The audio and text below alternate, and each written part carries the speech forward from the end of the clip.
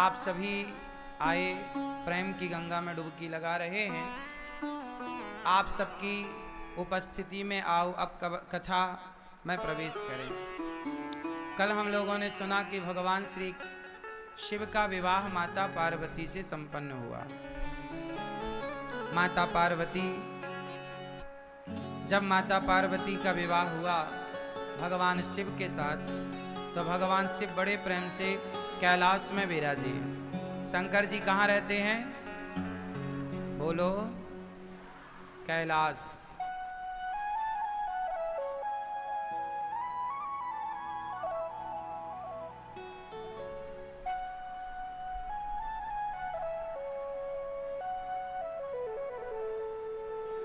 भगवान शिव विराजे हैं कैलाश पर्वत पर, माता पार्वती संग विराजी हैं। भगवान शिव का विवाह हुआ है। भगवान शंकर अपने भक्तों को दर्शन दे रहे हैं। हम सब भगवान के भक्त बनकर भगवान शिव से कुछ ना कुछ सीख लें। भगवान शंकर देवाधिदेव महादेव, देवताओं ने पिया था अमृत, शंकर जी ने पिया था जहर। जिन्होंने अमृत पिया उन्हें देव कहा गया, जिन्होंने जहर पिया उन्हें देवाधिदेव महादेव कहा गया। पीछे सभी भक्तजन बैठ जाएं। मैया और भैया बैठ जाओ। मेरी माँ सुन लो, शंकर जी क्या पीते हैं, अमृत या जहर? जोर से, क्या पीते हैं? जहर। जो जहर पीता है वो बड़ा होता है, जो अमृत पीता है वो छोटा। देवता पिए अमृत तो देवता छोटे हैं। शंकर जी ने पिया जहर तो जहर पीने वाले शिव बड़े हैं। जहर क्या है? बोलो, जहर किसे कहते हैं? मैया, ओ मेरी माँ, बताओ जहर किसे कहते हैं? क्या है जहर? समाज का अपमान। जब आपका कोई अपमान करे, आपकी तरफ गालियां फेंके, तो वो क्या है? वही तो जहर है। आपका सम्मान ही अमृत है और आपका अपमान ही जहर है। सम्मान का अमृत पीने वाला देव हुआ, अपमान का विष पीने वाले भगवान शिव देवाधिदेव महादेव हुए। आप में से कितने लोग भगवान शिव के भक्त हैं? शिव के भक्त हो तो शिव जी से सीखो कि जैसे शिव जी अपमान का जहर पीते हैं तो हम भी अपमान का जहर पिएं और शिव जी की तरह प्रसन्न रहें हर हाल में। ठीक है? भरी सभा में दक्ष ने भगवान शिव को गालियां दी। माता सती के पिता दक्ष ने खूब गालियां दी, पर शिव जी वो जहर, गालियों का, अपमान का सारा विष पीते रहे, कोई उत्तर नहीं दिया। यही शिव जी हमें मैसेज दे रहे हैं, सिखा रहे हैं। शंकर जी कैसे हैं? कर्पूर गौरम करुणावतारम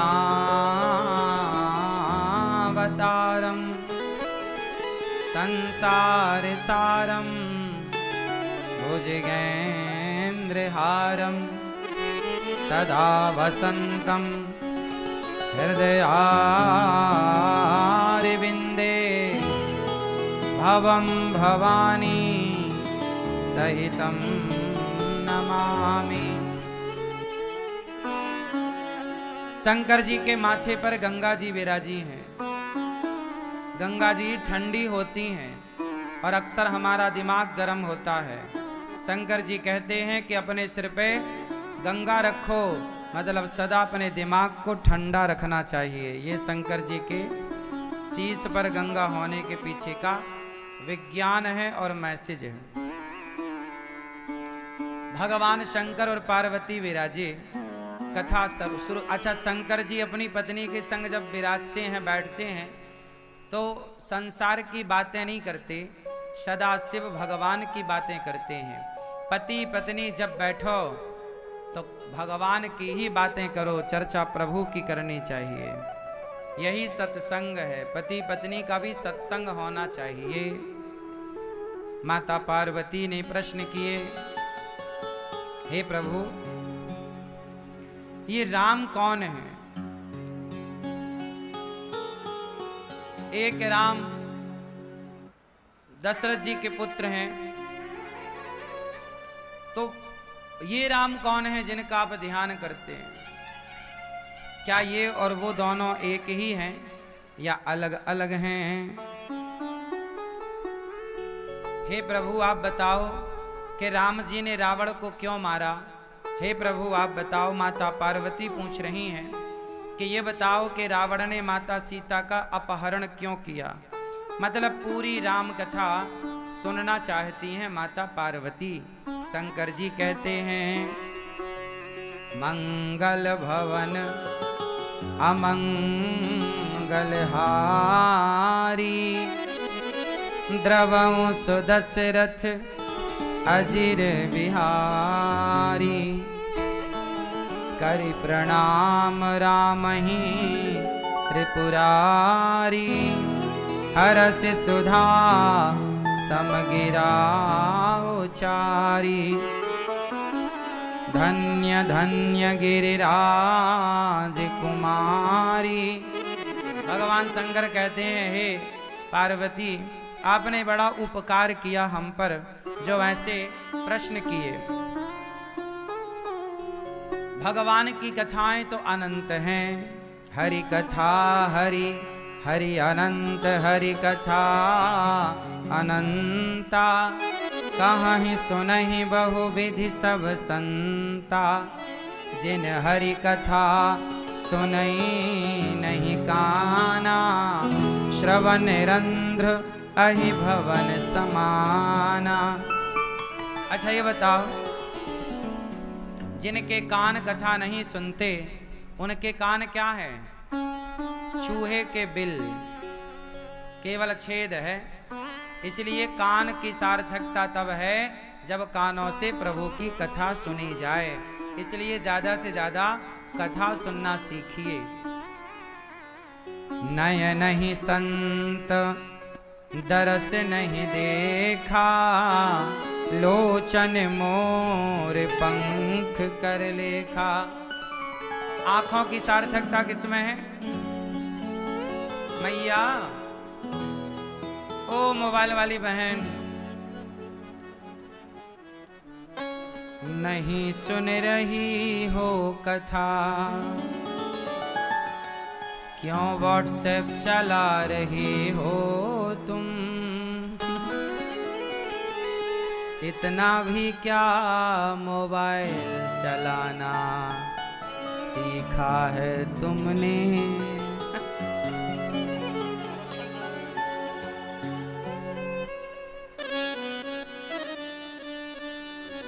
सुनो, आंखें तब बेकार हो जाती हैं जब आंखें संतों को ना देखें, भगवान को ना देखें। आंखों का होना तब सार्थक है जब इन आंखों से संतों का दर्शन किया जाए, भगवान के भक्तों का और भगवान का दर्शन किया जाए। इसलिए आंखें किसे देखने के लिए हैं? आप लोग देखते हैं आंखों से सुंदरता, किसी स्त्री की सुंदरता, किसी पुरुष की सुंदरता, लेकिन आंखें वही आंखें सार्थक हैं जो भगवान की सुंदरता में डूबी रहें, भगवान के गुणों में डूबी रहें, कि प्रभु को देखें, भगवान का कितना सुंदर रूप है। चलो बताओ मैया, ये बताओ भगवान किसे कहते हैं? अब कोई आपसे सवाल कर ले कि भगवान किसे कहते हैं, तो क्या उत्तर होगा? बताओ, आप बताओ, भगवान किसे कहते हैं? बताओ।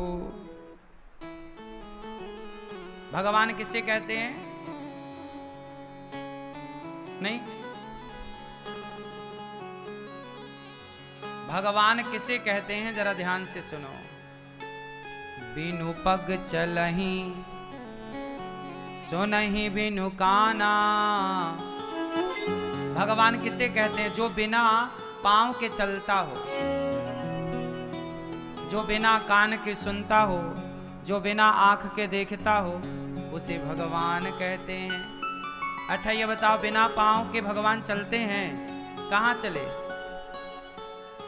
बिना पांव के भगवान कहाँ चले मेरी माँ? जब द्रौपदी ने भगवान को बुलाया, उस समय भगवान तो द्वारिका में थे। पांव वाला होता तो कोई इतने जल्दी थोड़ी आता। तो भगवान अपने भक्तों के लिए बिना पांव के, मतलब भगवान को चलने के लिए पांव की आवश्यकता, हमें और आपको चलने के लिए पांव चाहिए। भगवान बिना पांव के चलते हैं। द्रौपदी ने पुकारा, तुरंत आ गए कि नहीं?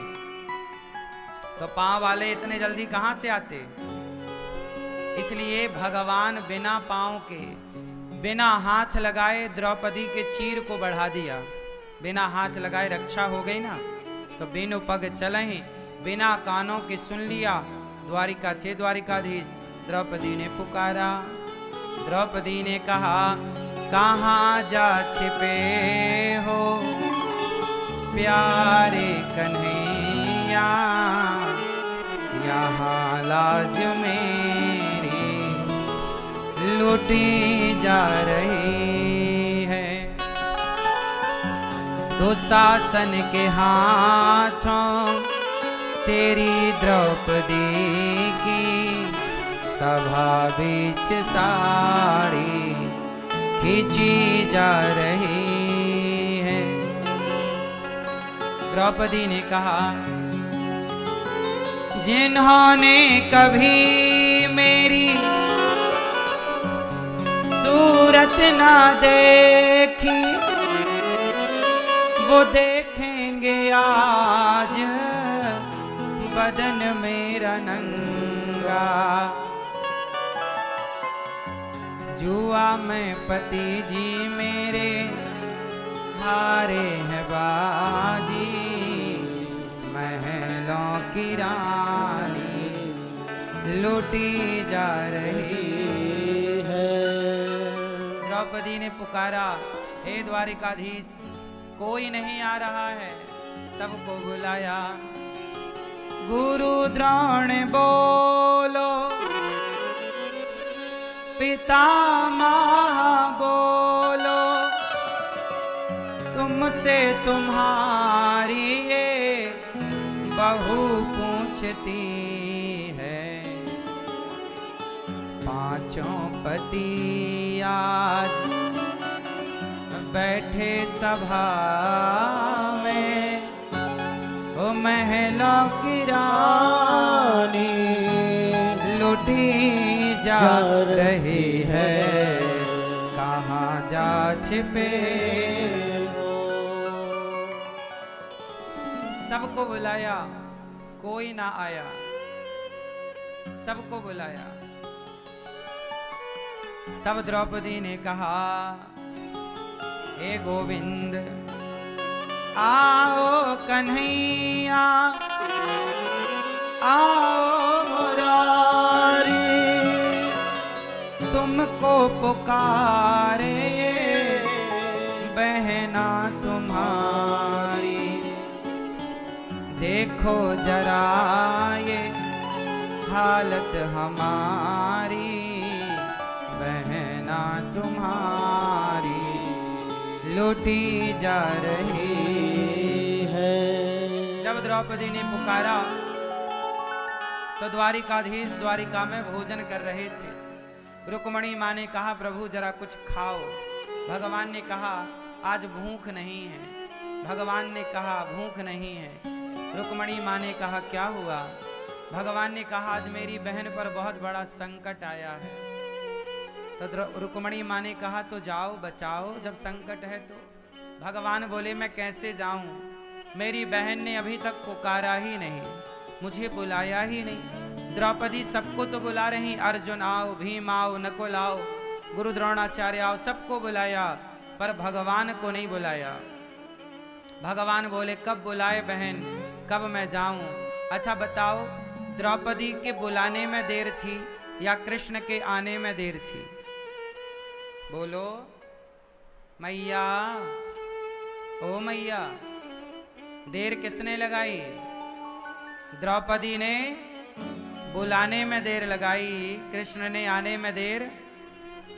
जब द्रौपदी ने कहा गोविंद सहारा तेरा है, गोपाल सहारा तेरा है, जब द्रौपदी ने कहा गोविंद केवल आपका सहारा है और कहा गोविंद, तो गोविंद का केवल गो कह पाई, विंद मुंह से निकला नहीं कि द्वारिकाधीश दौड़ पड़े अपने द्रौपदी बहन के लिए।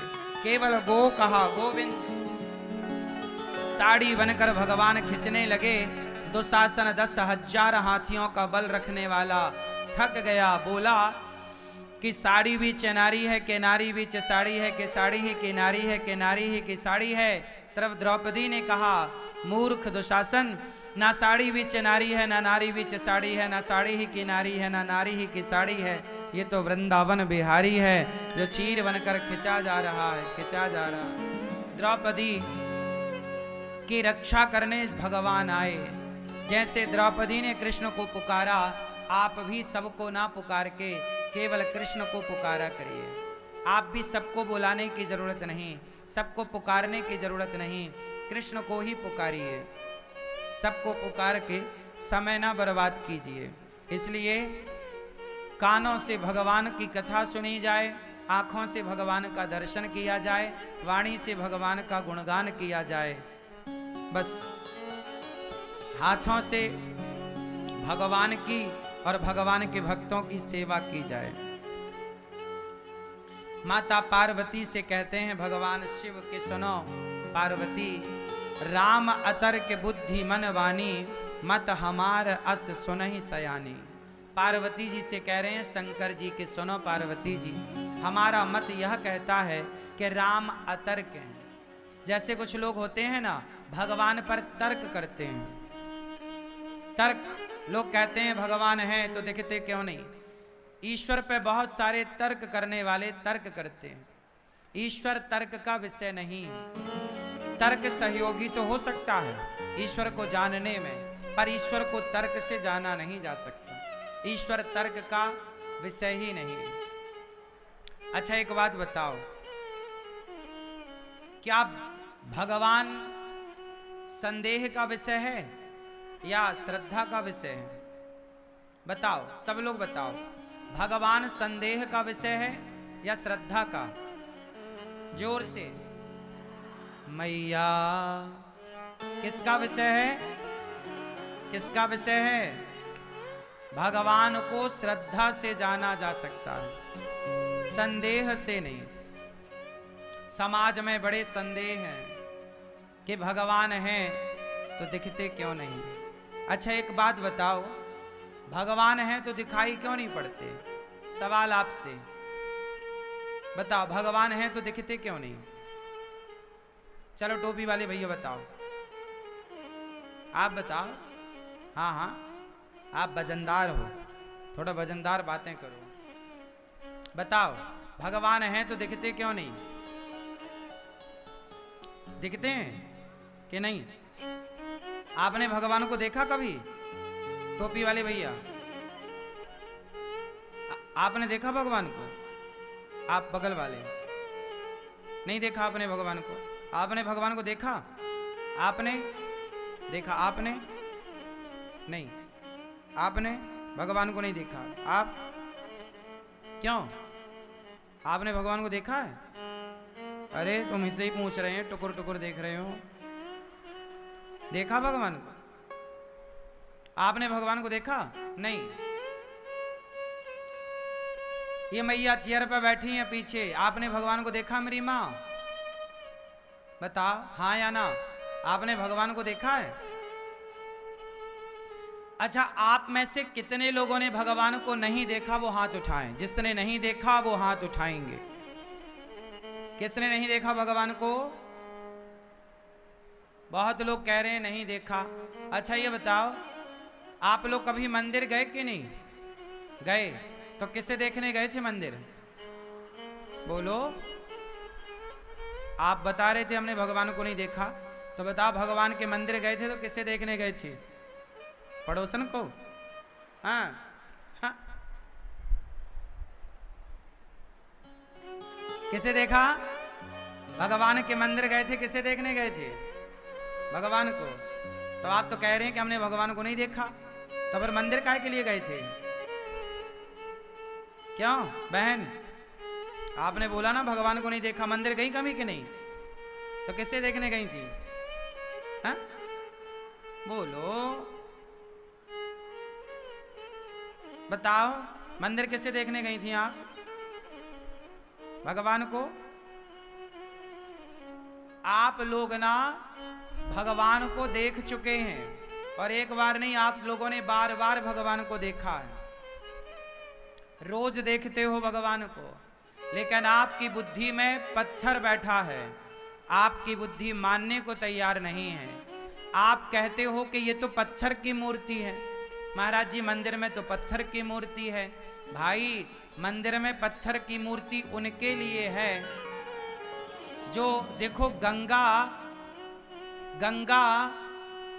नदी है, उनके लिए जो श्रद्धा नहीं रखते, पर जो गंगा में श्रद्धा रखते हैं उनके लिए गंगा नदी नहीं, गंगा माता है। मानो तो मैं गंगा माँ हूं, ना मानो तो बहता पानी। मानो तो गंगा माँ है, ना मानो तो बहता पानी है। मानो तो भगवान मंदिर में भगवान हैं, कण कण में भगवान हैं। मानो तो कण कण में ईश्वर है, ना मानो तो कहीं नहीं है। मानो तो माता पिता भगवान हैं, ना मानो तो माता पिता कौन है? सब मानने पर निर्भर करता है। कोई बेटा अपने माँ बाप को भगवान मानता है, तो कोई बेटा अपने माँ बाप को दुश्मन मानता है। हाँ या ना?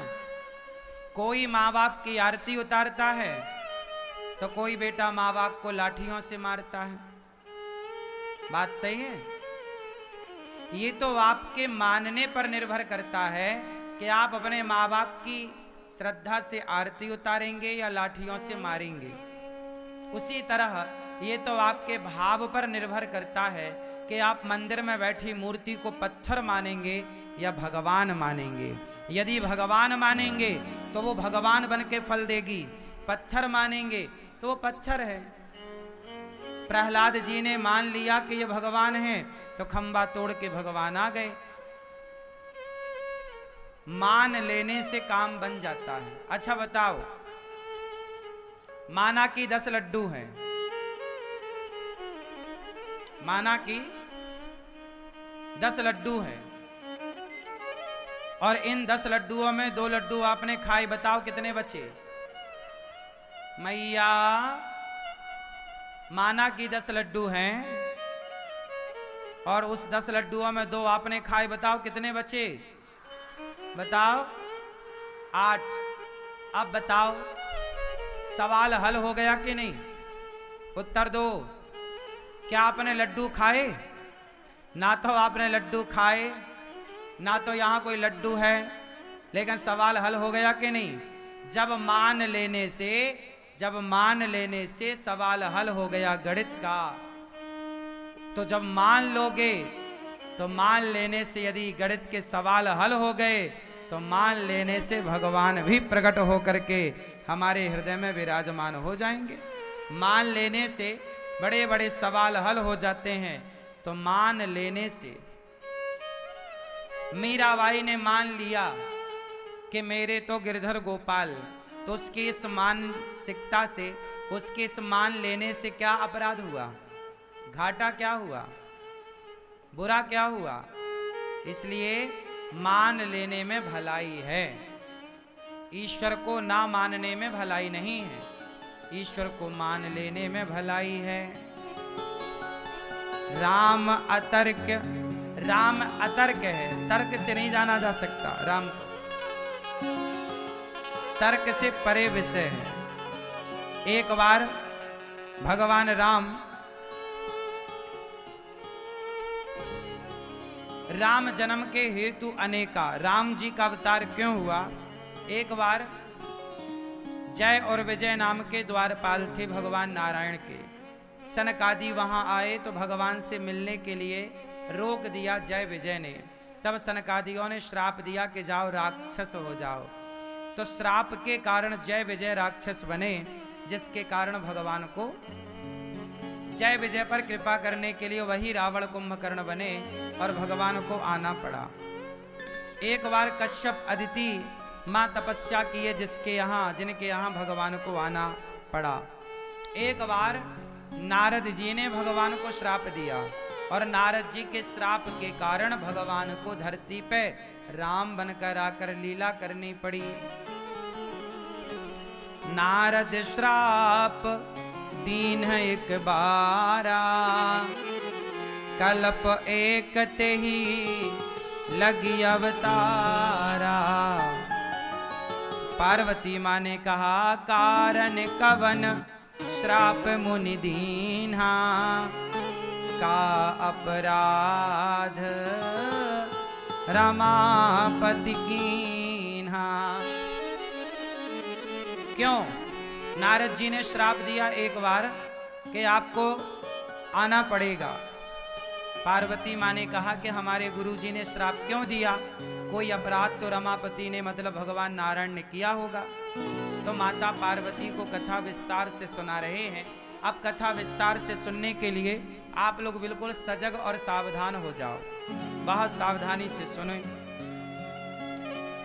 बोले बेहसी महेश तब ज्ञानी मूढ़ न कोई, जेहि जस रघुपति करहि जब सो तस तेहि क्षण होय। जेहि जस रघुपति करहि ज्ञानी मूढ़ न कोय। बोले बेहसी महेश तब ज्ञानी मूढ़ न कोय। ज्ञानी कोई नहीं होता और मूर्ख कोई नहीं होता। जैसे भगवान जो जब जैसे बनाना चाहें वो तब वैसे बन जाता है। ना तो कोई ज्ञानी ना तो कोई मूर्ख। एक बार की बात सुनो। एक बार नारद जी भ्रमण करते करते करते हिमालय के तट पर एक सुंदर उपवन था, सुंदर वन। वहां बड़ी शांति। नारद जी वहां जाकर बैठे और ध्यान करने लग गए। भगवान के चिंतन में नारद जी ऐसे डूबे कि कई दिन बीत गए। नारद जी गहरी समाधि में चले गए। जब नारद जी भगवान की तपस्या करने लग गए तो नारद जी की तपस्या को देख देवराज इंद्र घबराए। देवराज इंद्र को लगा कि कहीं नारद जी तपस्या करके हमारा इंद्र लोक ना ले लें। सुख हाड़ ले भाग सठ, स्वान निरख मृगराज, छीन ले ये जन जान जड़, तिमि सुर पतहि न लाज। अच्छा एक बात बताओ, कुत्ता हड्डी चबाता है। कुत्ता को हड्डी मिल जाए ना तो वो उसे बार बार चबाता रहता है। और शेर आ जाए तो कुत्ता वो हड्डी लेकर के भाग जाता है। कुत्ते को लगता कहीं ये शेर मेरी ये हड्डी छीन ना ले। उसी तरह आज गोस्वामी तुलसीदास जी कह रहे हैं कि इंद्र उस कुत्ते की तरह नारद जी पर शक कर रहा है कि कहीं नारद जी हमारा इंद्र लोक ना ले लें तपस्या के बल पर।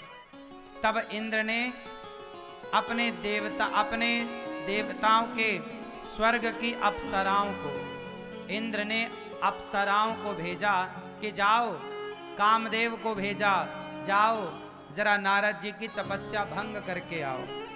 अब नारद जी की तपस्या भंग करने के लिए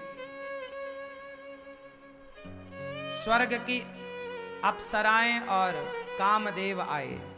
कामदेव ने बड़ा प्रयास किया, सारे बाण चलाए, पर कामदेव के सारे प्रयास करने पर भी नारद जी की तपस्या डिगी नहीं। नारद जी की तपस्या इस तरह थी कि कामदेव ने पूरा प्रयास कर लिया, पर नारद जी की तपस्या को वो डिगा ना पाए, नारद जी को वह परेशान ना कर पाए। याद रखिएगा भक्तों, आपकी सफलता जैसे ही सामने आएगी, जैसे आप सफल होने वाले होंगे कि आपके जीवन में भी अप्सराएं आनी स्टार्ट हो जाएंगी। तो आपको भी इन अप्सराओं से बचना है। यदि नहीं बचे तो नाश हो जाएगा, और बच गए तो जय जयकार होगी।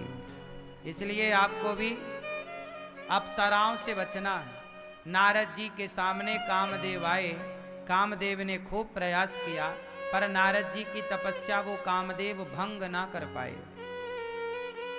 तब कामदेव चरणों में गिर पड़े, नारद जी प्रभु क्षमा कीजिए, क्षमा कीजिए। नारद जी बोले क्या हुआ? कामदेव बोले कि मैंने सारा प्रयास कर लिया, पर आपकी तपस्या को मैं भंग ना कर पाया। अब तो नारद जी ने कहा कि तुझे भेजा किसने? बोले इंद्र ने। क्यों भेजा? कि कहीं आप स्वर्ग के राजा ना बन जाएं। तब नारद जी ने कहा, जा इंद्र से कह देना कि मुझे स्वर्ग की कोई कामना नहीं, जाओ, तुम कामदेव मुझे पराजित ना कर पाए। अब नारद जी को इस बात का घमंड आ गया कि मैंने काम को जीता, मैंने क्रोध को जीता, और मैंने लोभ को जीता। ना तो स्वर्ग का लोभ, ना तो कामदेव पर क्रोध, और ना कामदेव से विचलित भय। तो नारद जी बोले मैंने तीनों को जीत लिया। अच्छा, काम क्रोध को जीत लेना बहुत अच्छी बात है, लेकिन जीतने का घमंड आ जाए तो बुरी बात है। यदि घमंड आया तो आप इसमें उलझेंगे ही उलझेंगे, कोई आपको बचा नहीं सकता। बात समझ में आई? क्यों भैया चश्मा वाले, समझ में आ रही है बात? हम कभी ये ना कहें कि काम को हमने जीत लिया, हम कभी ये ना कहें कि क्रोध को हमने जीत लिया, हम कभी ये ना कहें कि हमने लोभ को जीत लिया। जीतना अच्छा है। नारद जी को अभिमान आ गया, जी मैंने सब कुछ जीत लिया। अब नारद जी को लगा कि मैं तो खुद भगवान हो गया। नारद जी सबके पास जा जाके अपनी बात कहने लग गए, मैंने काम को जीता, मैंने क्रोध को जीता, मैंने लोभ को। सबको बताए बताते शंकर जी के पास गए। शंकर जी के पास गए और बार बार बिनवऊ मुनि तो ही सारी बात शंकर जी को सुनाई। नारद जी ने कहा, शंकर जी आपने कुछ सुना? आज का अखबार पढ़ा? शंकर जी बोले नहीं, हमने तो नहीं पढ़ा। नारद जी बोले आपने सुना नहीं, मैंने काम को जीत लिया। शंकर जी बोले अच्छा। नारद जी बोले मैंने क्रोध को जीत लिया। शंकर जी बोले अच्छा। मैंने लोभ को भी जीत लिया। शंकर जी बोले अच्छा। शंकर जी ने हाथ जोड़ के कहा, हे नारद जी, जो आपने बताया हमें बताया यहाँ तक तो सही है, ये बात तुम भगवान विष्णु जी को मत बता देना, भगवान नारायण के पास जाके मत बता देना, ये वहां मत बताना। अब तो भगवान शंकर जी ने समझाया, शंभो दीन है उपदेश हित, नहीं नारद ही सुहान, भरद्वाज कौतुक सुनहु हरि इच्छा बलवान। खूब समझाया शंकर जी ने नारद जी को कि सुनो, जो बात हमें बताई ये बात आप भगवान विष्णु को मत कहना। पर नारद जी कहाँ मानने वाले थे, कहाँ समझने वाले। खूब बताया, शंकर जी समझा रहे हैं। अभिमान नहीं, अभिमान नहीं। नारद जी गए। क्षीर सिंधु गवने मुनिना था। एक बार नारद जी क्षीर सागर, जहां भगवान नारायण बैठे हैं, लेटे हैं, वहां पर नारद जी गए। और जैसे ही नारद जी गए तो भगवान उठ कर खड़े हो गए। हरस मिले उठ रमा निकेता। भगवान खड़े हो गए। नारद जी आओ आओ। कैसे आना हुआ? नारद जी समझ गए कि इन्हें पता चल गया, इसलिए देखो हम आए तो इन्होंने खड़े होकर हमारा अभिवादन किया। अब तो नारद जी का अभिमान सिर चढ़ के बोलने लग गया। नारद जी कहने लग गए, काम चरित नारद सब भाषे। सारी काम कथा नारद जी ने सुनाई कि प्रभु आपने सुना, मैंने काम को जीता, मैंने क्रोध को जीता, मैंने लोभ को जीता। सारी काम कथा जब नारद जी ने सुनाई तो शंकर जी भगवान विष्णु बोले कि नारद जी आप जैसे संतों के लिए काम क्रोध को जीत लेना कौन सी बड़ी बात? कोई बड़ी बात नहीं। अब तो नारद जी को अभिमान आ गया। नारद कहूं सहित अभिमाना, कृपा तुम्हारी सकल भगवाना।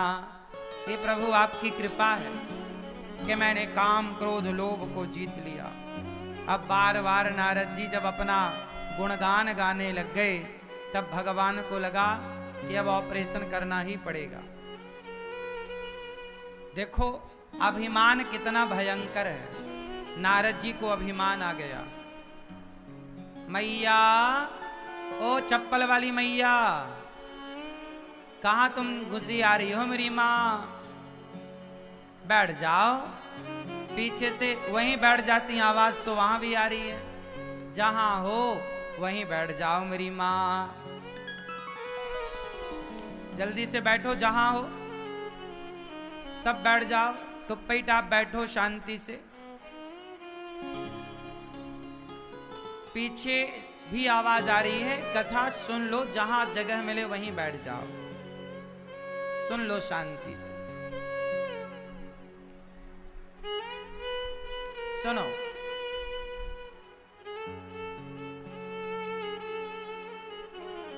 जल देवता भी खूब झमाझम बरस रहे हैं, सुन रहे हैं कथा है? सुन लो, देवता भी आ रहे हैं कथा सुनने के लिए। जब गणेश जी सुन रहे हैं तो देवता बोले हम भी सुने आवे। तब आप लोगों के संग देवता भी सुन रहे हैं, शांति से आप सुन लो। टुप्पी टाप बैठे रहो शांति से। ठंडे ठंडे मौसम का आनंद लेते रहो और कथा सुनते रहो। सुनो, नारद जी को क्या आ गया मेरी माँ? जोर से। नारद जी को क्या आ गया? जोर से। क्या आ गया? नारद जी को अभिमान आया। किस बात का? किस बात का अभिमान आया पीली मैया? किस बात का अभिमान आया? कि मैंने काम को, क्रोध को, लोभ को जीत लिया। ये जीतने का अभिमान आया नारद जी को। भगवान को लगा कि इनका उपचार करना ही पड़ेगा। तब भगवान ने अपनी योग माया से एक नगर बनाया बड़ा सुंदर। उस नगर में एक स्त्री, और बड़ा सुंदर नगर, एक स्त्री बनाई जिस स्त्री का नाम था विश्व मोहिनी। क्या नाम था उस स्त्री का? जोर से।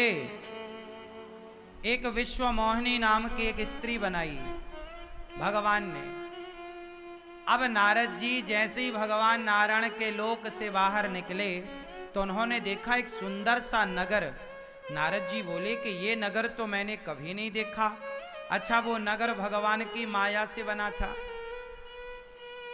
अब जैसे ही नारद जी वहां गए तो वहां राजा ने कहा, महाराज आओ, महाराज मेरी बेटी का विवाह है, इसके लिए कोई बढ़िया योग्य वर होए तो बताओ, इसको कैसा पति मिलेगा जरा भविष्यवाणी करो। नारद जी बोले लड़की कहाँ है? तब विश्व मोहिनी आई, और जैसे ही विश्व मोहिनी पर नजर पड़ी नारद जी की, नारद जी खुद लट्टू हो गए विश्व मोहिनी पर। नारद जी को लगा वाह, काश इस लड़की से मेरा ब्याह हो जाता तो मेरी बल्ले बल्ले हो जाती।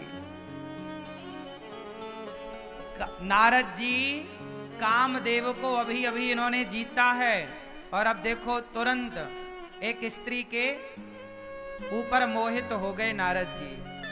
तो कब आप जीत लो अपने मन को और कब आपका मन मोहित हो जाए, ये आपके बस में कुछ भी नहीं है। ज्ञानी मूढ़ न कोई।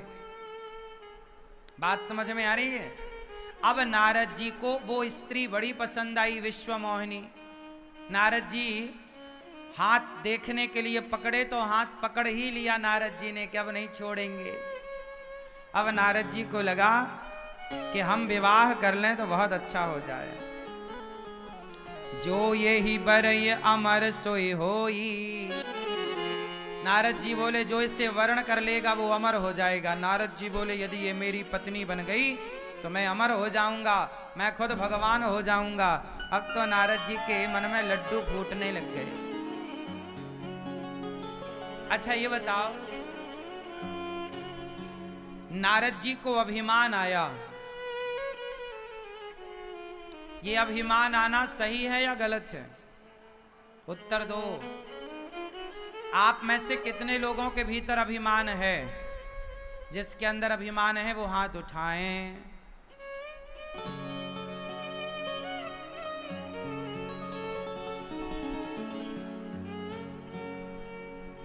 क्यों मैया, आपके अंदर अभिमान है? नहीं, झूठ कह रहे हैं आप लोग। आप कह रहे हैं हमारे अंदर कोई अभिमान नहीं है। सुनो, ये संसार में सबके भीतर अभिमान है। किसी के अंदर ज्यादा है, किसी के अंदर कम है सबके अंदर। अच्छा एक बात बताओ,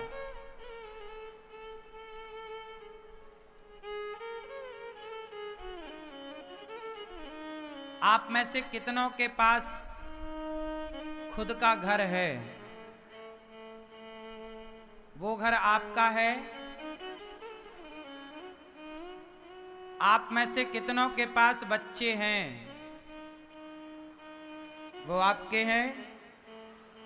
तो किसके उठा लाए? हाँ, किसके बच्चे ले आए फिर आप लोग?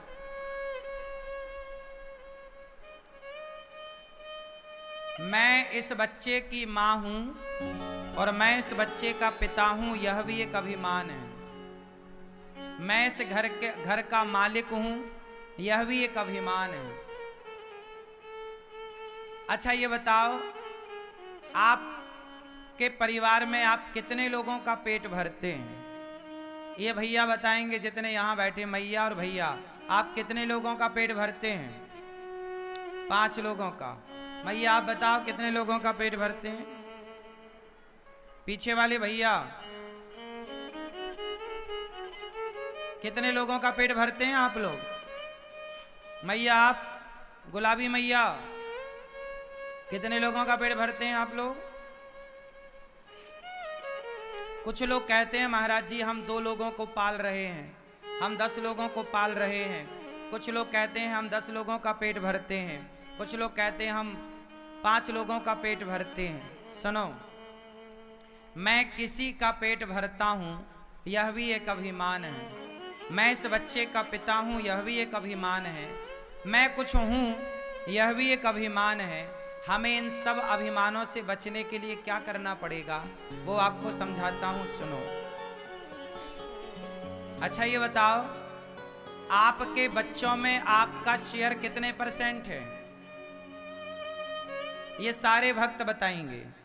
आपके बच्चों में आपका शेयर, आपका परसेंटेज कितना है? बताओ।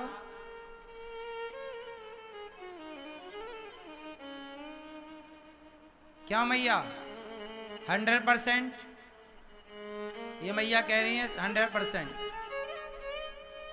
दूसरी मैया बता, पीछे वाली पंखा झलकाने वाली मैया, कितने परसेंट आपका शेयर है?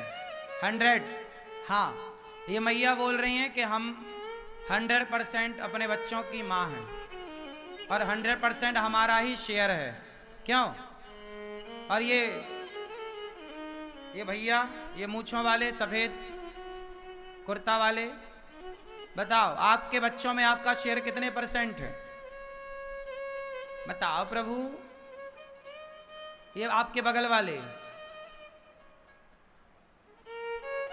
आप लोग बताओ आपके बच्चों में आपका शेयर कितने परसेंट है? ये मैयाएं कह रही हैं कुछ कि हमारा तो 100% शेयर है महाराज जी। सुनो मैया, आपका शेयर बच्चों में 100% नहीं है। और एक बात और बताऊं, ये जो बच्चे होते हैं ना, हम भी बच्चे हैं किसी माँ बाप के, आप भी बच्चे हैं किसी माँ बाप के, और आपके भी बच्चे हैं। तो बच्चे जो हैं, मतलब हम सब ना ईश्वर की प्रॉपर्टी हैं। हम सब किसकी संपत्ति हैं? भगवान की। और हमारे माँ बाप का शेयर कितने परसेंट है? पिता का केवल 1% शेयर है और माँ का 2%। माँ की हिस्सेदारी केवल 2% और पिता की हिस्सेदारी 1%। क्योंकि पिता के द्वारा माँ के गर्भ में एक पानी की बूंदों की स्थापना की गई। उन पानी की बूंदों से एक बच्चे का निर्माण माँ के पेट में शुरू हुआ। उस समय पानी की बूंदों से एक बच्चे का निर्माण हुआ। एक सुंदर से हाथ बने, पांव बने, आंख बनी। क्या उस समय माँ कुछ आंख कान लगाने आई थी? क्या पिता कुछ पांव लगाने आए थे? सारा प्रोसेस पेट के अंदर 9 महीने तक चलता रहा। कौन था वो करने वाला? बोलो। क्या बच्चे की आंखों को माँ ने डिजाइन किया है? क्या बच्चों के पांव को पिता ने डिजाइन किया है? बोलो। तो जिस परमात्मा ने आपको आंखें दी, कान दिया, यदि आप अंधे होते तो क्या कर लेती तुम्हारी माँ? तुम लंगड़े और बहरे होते तो क्या कर लेती तुम्हारी माँ? इसका मतलब ये हुआ कि आज हम देख पा रहे हैं, सुन पा रहे हैं, ये माँ बाप के बदौलत नहीं, ये भगवान के बदौलत हम देख पा रहे हैं, सुन पा रहे हैं। क्योंकि बहुत सारे बच्चों के तो आंखें नहीं होती, जन्म से अंधे होते हैं, तो उनकी माँ थोड़ी उन्हें आंखें दे पाती है। कुछ बच्चे बहरे होते हैं तो माँ थोड़ी उन्हें कान दे पाती है। इसका मतलब ये हुआ कि माँ बाप के कारण हमारा जन्म तो हुआ है, लेकिन बाकी जो हमारे शरीर का निर्माण है, उस निर्माण में माँ बाप का योगदान नहीं है, ईश्वर का योगदान है। तो बताओ हम किसकी संपत्ति हुए? 3% माँ बाप का शेयर है, एक पिता का, 2 माँ का, बाकी 97% शेयर परमात्मा का है। तो आप किसकी प्रॉपर्टी हैं? जोर से। आप ईश्वर की संपत्ति हैं। तो जब आप ईश्वर की संपत्ति हो तो क्यों ना इस संपत्ति को ईश्वर के चरणों में ही समर्पित कर दिया जाए कि प्रभु आपका ये जीवन है, तो आपके चरणों में हम समर्पण करते हैं। आपका जीवन निकल जाता है लेकिन समर्पण आप कर नहीं पाते। ये बड़ी विडंबना है। आपको ये लगता है जी ये मेरा, ये मेरा, ये मेरा, मेरा वेरा कुछ नहीं होता। ये संसार में सब कुछ ईश्वर का है। यदि तुम्हारा है तो तुम लेकर चले जाना। कुछ लेकर गए? तुम्हारे बाप दादे कुछ लेकर गए? बोलो। यदि हमारा कुछ होता इस संसार में तो हम लोग कुछ लेकर ना जाते भगवान के घर। इसलिए मेरी माँ, कभी ये मत कहो कि ये मेरा है, सदा ये कहो कि प्रभु ये व्यापार भी आपका, ये परिवार भी आपका। नाथ सकल संपदा तुम्हारी, मैं सेवक समेत सुत नारी। हे प्रभु सब कुछ आपका है, और जब आपका है तो तुम्हें सौंपता हूँ अमानत तुम्हारी।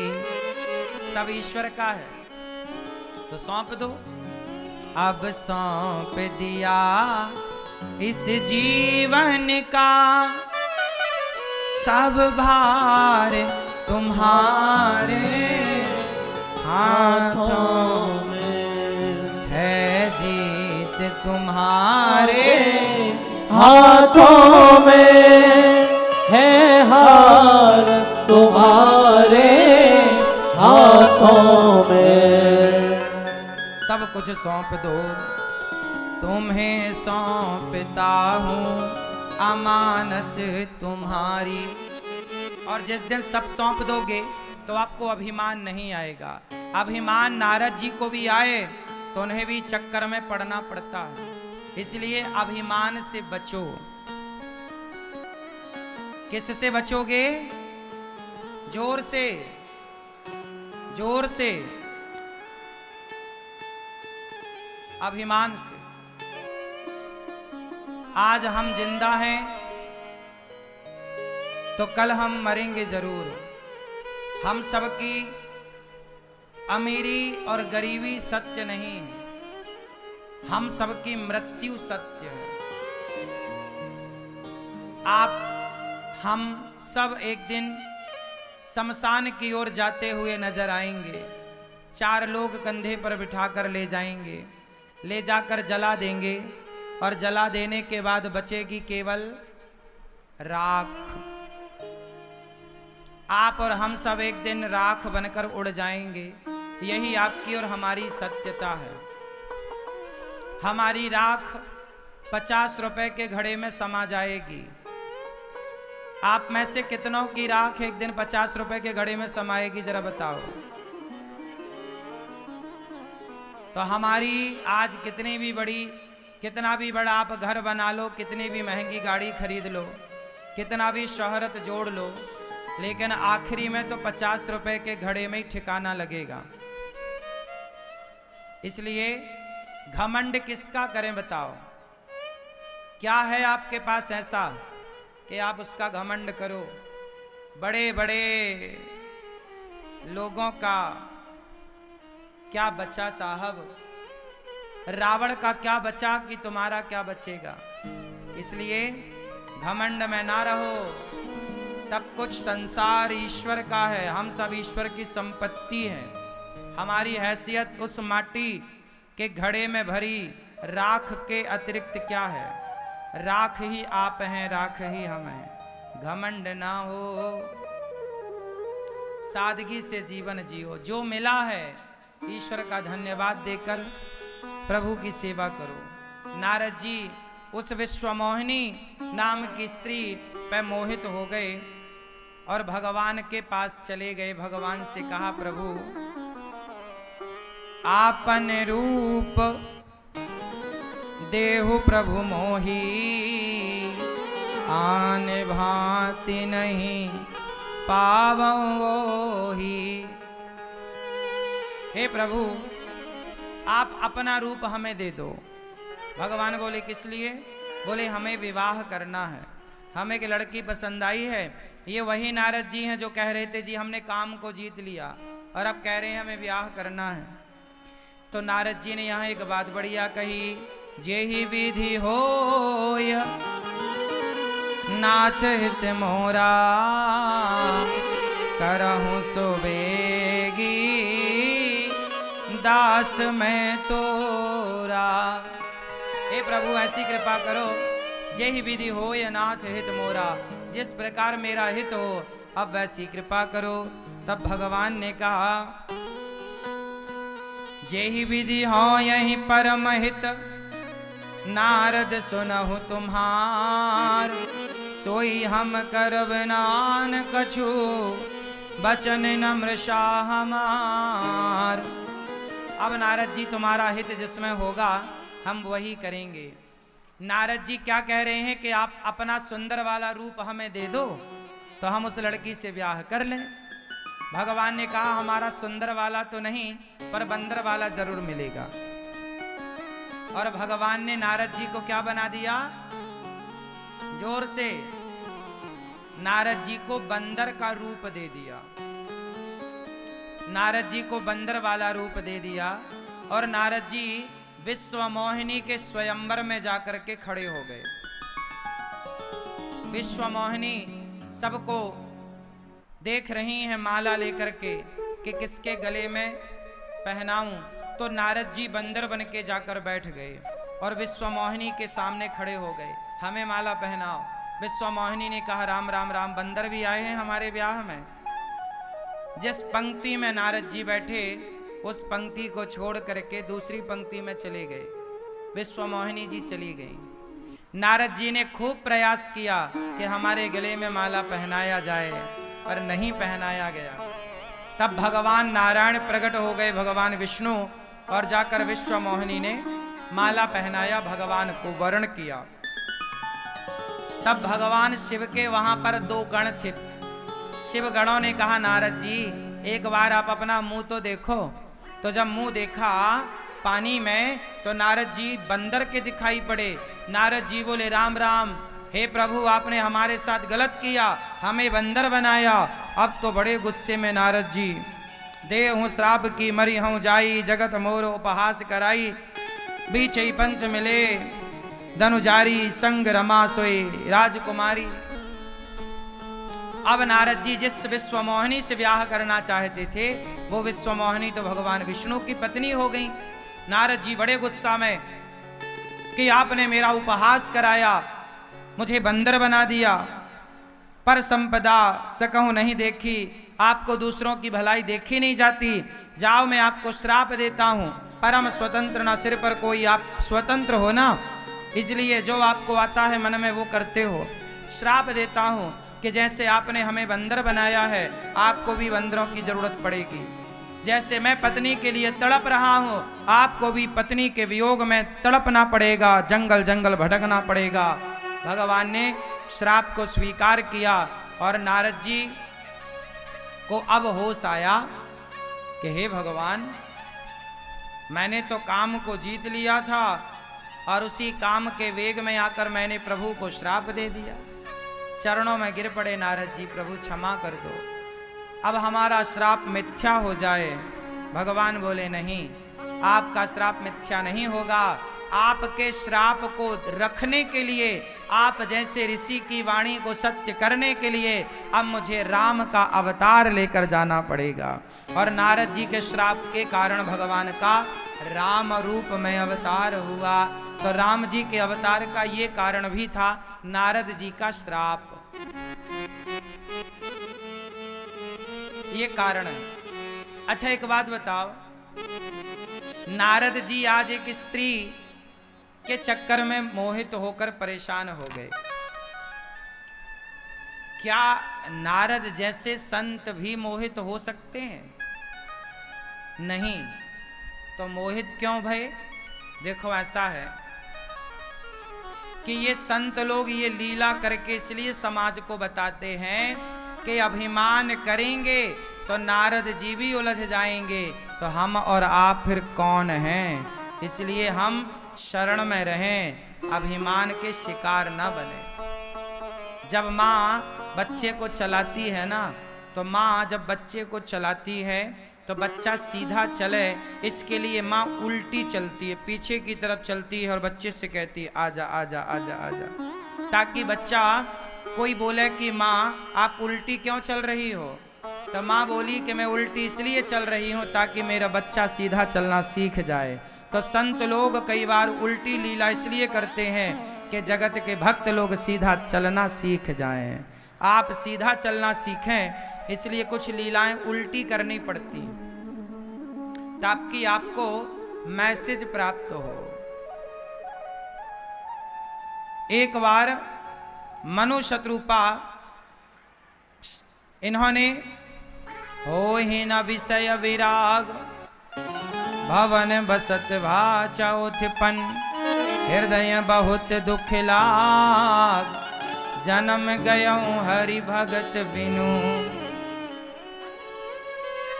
हाँ ही न विषय विराग, मनु शत्रुपा को वैराग्य नहीं हुआ। तब इन्होंने कहा कि अब चतुर्थ अवस्था में, बुढ़ापे में सब छोड़कर इन्होंने 10,000 वर्षों तक तपस्या की। और भगवान जब प्रकट भये तो कहा कि आप जैसा पुत्र चाहिए। तब भगवान बोले कि मेरे जैसा तो कोई है नहीं, तो मैं ही आपके पुत्र के रूप में आऊँगा। तब मनु शत्रुपा के लिए भगवान ही पुत्र के रूप में प्रकट भये। तो इसलिए भगवान प्रकट भये। अच्छा एक बात बताओ, मनु शत्रुपा, मनु जी की 3 बेटियां हैं और 2 बेटे हैं। आकुति, देवहूति, प्रसूति नाम की 3 बेटियां, प्रियव्रत और उत्तानपाद नाम के 2 बेटे। मनु जी बहुत बड़े राजा हैं। मनु के नाम से ही हमें मनुष्य कहा गया। हम मनु की संतान हैं, इसलिए हमें मनुष्य कहा जाता है। मनु जी को वैराग्य नहीं हुआ। अच्छा एक बात बताओ, गृहस्थाश्रम में कितने वर्ष तक रहना चाहिए? बताओ मैया, सुन लो मेरी माँ। मैया, ओ मेरी माँ, इधर चली मैं उधर चली, पता नहीं मैं किधर चली। कहाँ चली मेरी माँ? बैठ जाओ, शांति से सुन लो, उत्तर दो। ये बताओ गृहस्थाश्रम कितने वर्ष का होता है? ये लोग बताएंगे, सब लोग बताओ गृहस्थाश्रम कितने वर्षों का? जोर से। पीछे वाली मैया, पीली मैया खड़ी हो गई मेरी माँ, बैठ जाओ। इस तरफ के भक्त बताओ गृहस्थाश्रम कितने वर्ष का होता है? जोर से। कितने? 50। कितने आश्रम होते हैं टोटल? क्यों, कितने आश्रम होते हैं? 4। कितने आश्रम होते हैं? 4। पहला आश्रम है ब्रह्मचर्य, दूसरा है गृहस्थ, तीसरा है वानप्रस्थ, तीसरा वानप्रस्थ और चौथा सन्यास। सुनो, शादी करने के बाद, विवाह करने के बाद जब तक बेटी और बेटे का विवाह नहीं हो जाता तब तक तो गृहस्थ में रहो। जिस दिन बेटी और बेटे का विवाह हो जाए उस दिन आप लोग बच्चों को जिम्मेदारी देकर आप तीर्थ यात्रा पर निकल जाओ। किसी आश्रम में जाकर बुढ़ापे में बढ़िया सेवाएं करो। जीवन भर जो कमाया है थोड़ा सा बच्चों को दे दो और थोड़ा अपने पास बचा के रखो, ताकि आप तीर्थों में रह करके अपना खा पी करके और प्रभु की सेवा तीर्थों में रह के कर पाएं। अब धीरे से परिवार से मन को हटाओ। एक अच्छी मौत मरना चाहते हो तो प्रभु में मन लगाओ। आप लोग क्या करते हैं, सारी जिंदगी बेटा बेटी पोता पोती ऐसे चक्रव्यूह में फंसते हैं कि आप निकलने का नाम ही नहीं लेते। जब तक आप मरते नहीं हैं तब तक आप घर से निकलते नहीं हैं। फिर 4 लोग आके ही आपको पकड़ के बाहर निकालते, चल। ऐसी भी मोह माया क्या है? बेटी का ब्याह कर लो, बेटे का ब्याह कर लो, जवानी भर खूब पैसा कमाओ, खूब जिम्मेदारियां पूरी करो, नाम इज्जत शोहरत कमाओ, लेकिन अंत समय में रुपया पैसा से मन हटकर प्रभु में लग जाए। यही जीवन की सार्थकता है, यही है जीवन। आज आप लोग परेशान क्यों होते हैं? घर से मन हटाते ही नहीं हैं आप लोग। तीर्थ काय के लिए बने हैं कि आप जाओ तीर्थों में, वहीं सेवा करो। आप जीवन भर पैसा कमाए हैं, बच्चों को जिम्मेदार बनाए हैं, आप कुछ तीर्थों में जाओ, दीन दुखियों की सेवा करो, प्यासे को पानी की व्यवस्था करो, भूखे को भोजन की व्यवस्था करो और अपना बुढ़ापा दीन दुखियों की सेवा में लगाकर, संतों की सेवा में लगाकर सत्संग करके अपना जीवन व्यतीत करो। मन को हटाओ।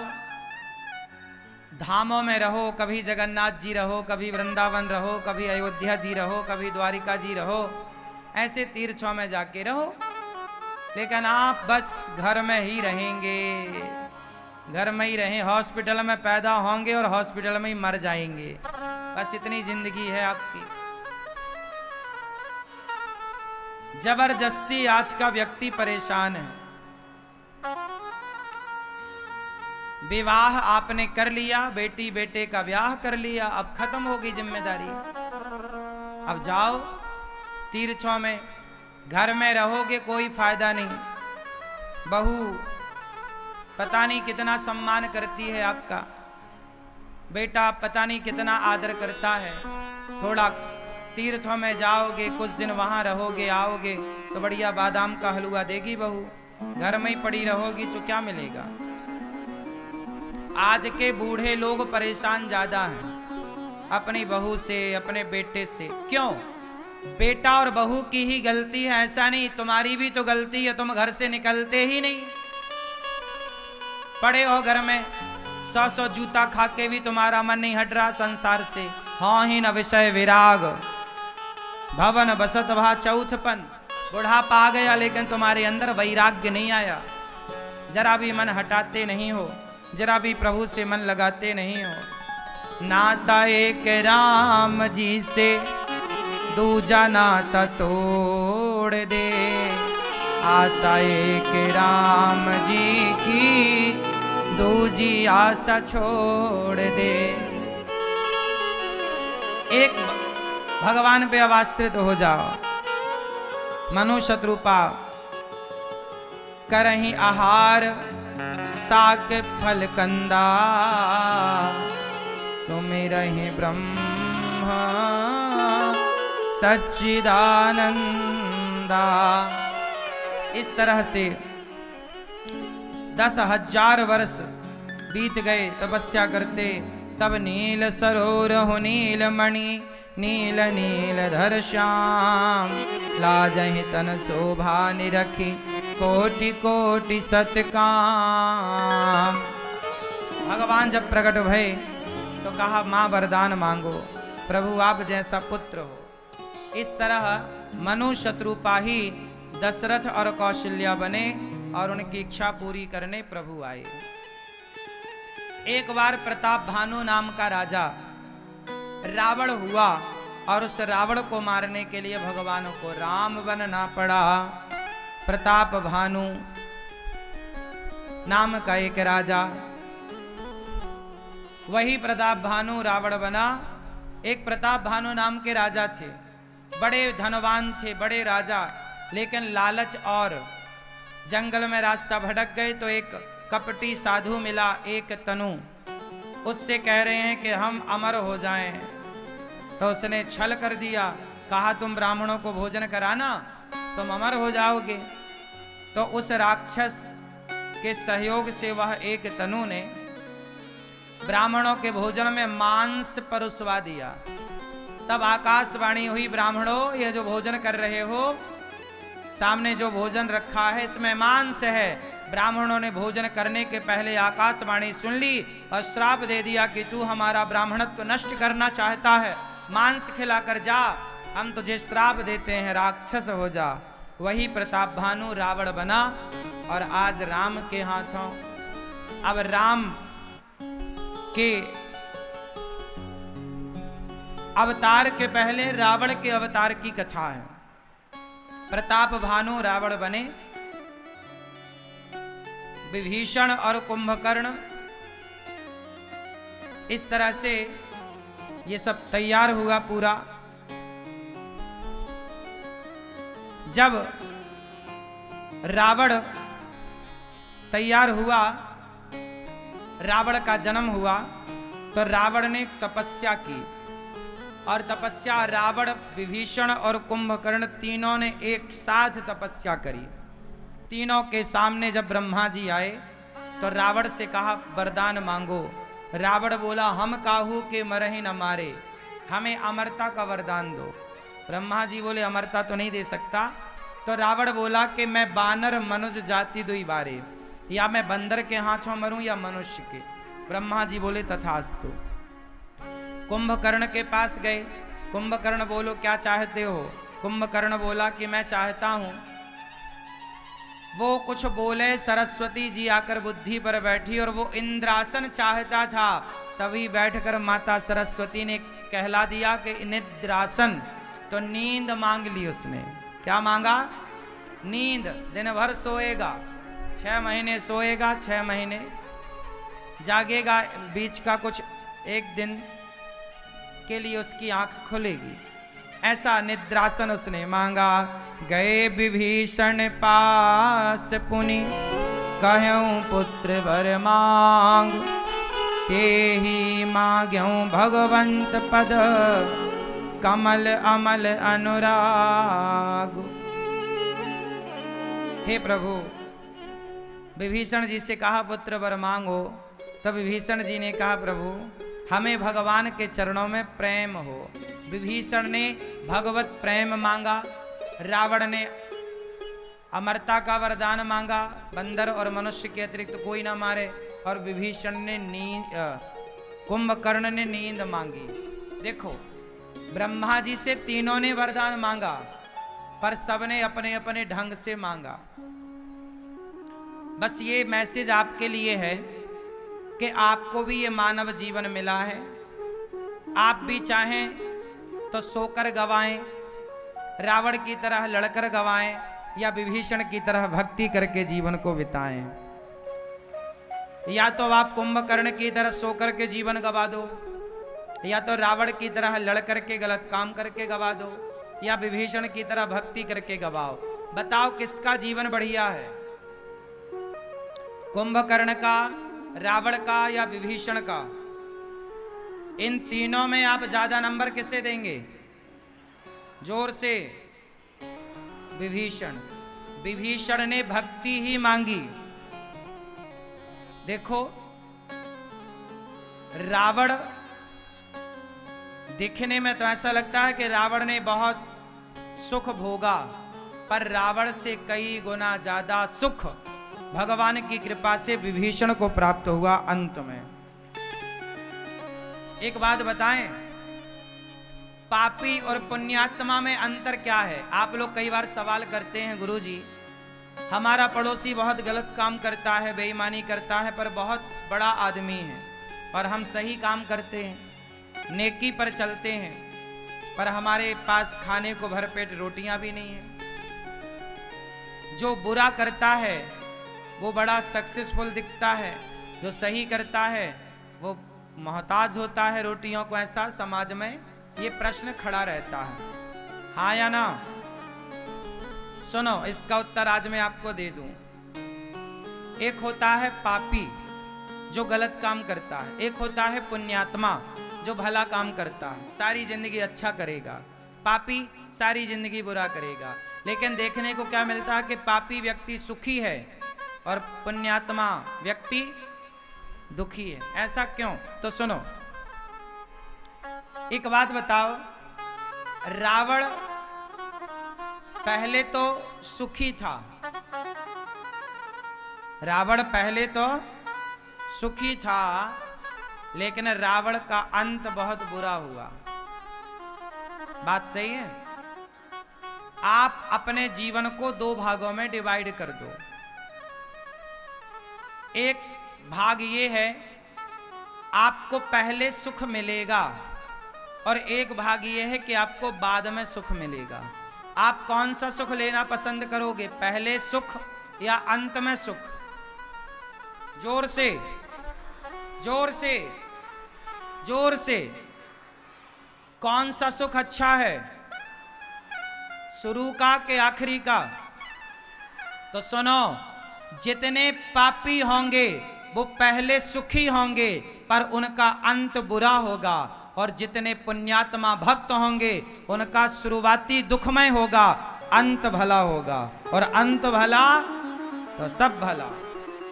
इतिहास गवाह है, रावण पहले सुखी था, लेकिन अंत कितना बुरा हुआ कि रावण के सामने 1 लाख बेटे मर गए, रावण के 1.25 लाख नाती मर गए। अंत बहुत बुरा हुआ रावण का। बोलो हाँ। पर विभीषण का अंत अच्छा हुआ। अच्छा, विभीषण का पहला भाग दुखी था, है ना। विभीषण का प्रथम भाग दुख में व्यतीत हुआ, जबकि रावण का प्रथम भाग सुख में व्यतीत हुआ। रावण का दूसरा भाग दुख में व्यतीत हुआ, जबकि विभीषण का दूसरा हिस्सा सुख में व्यतीत हुआ। अब जरा देखो, दुर्योधन का जीवन के यदि हम दो हिस्से कर लें, पहला और दूसरा, तो जीवन का पहला हिस्सा दुर्योधन का अच्छे से गुजरा। दुर्योधन का पहला हिस्सा अच्छे से, दुर्योधन की शुरुआती जिंदगी अच्छे बिंदास, पापी दुर्योधन पाप करके भी बड़ा सुखी था, जबकि पांडव अच्छे राह पर चल के भी वनवास काट रहे थे। पांडवों का शुरुआती तो जीवन दुख में गुजरा, पर अंत पांडवों का अच्छा था, जबकि दुर्योधन का शुरुआती जीवन तो अच्छे से गुजरा, पर अंत दुर्योधन का बहुत बुरा था। अब आप बताओ कि भक्ति करने वालों की शुरुआत अच्छी होती है या अंत अच्छा होता है? बोलो। पापी की शुरुआत अच्छी होती है, अंत बुरा होता है, जबकि भक्त की शुरुआत बुरी होगी पर भक्त का अंत भला होगा। सुदामा का शुरुआती बुरा था दौर, सुदामा जी की शुरुआती दौर बुरा था, पर सुदामा जी का अंत अच्छा हुआ। सुदामा जी को अंत में भगवान मिले और भगवान ने सारी दौलत दी, शोहरत दी। तो भक्तों को अंत में सब भला ही होता है, और कहा गया है कि अंत भला। तो इसलिए आप जो ये सवाल करते हैं ना कि हम बड़े पुण्यात्मा हैं पर दुखी हैं, कोई बात नहीं, तुम्हारा अंत अच्छा होगा, आखिरी में तुम्हें सब मिलेगा।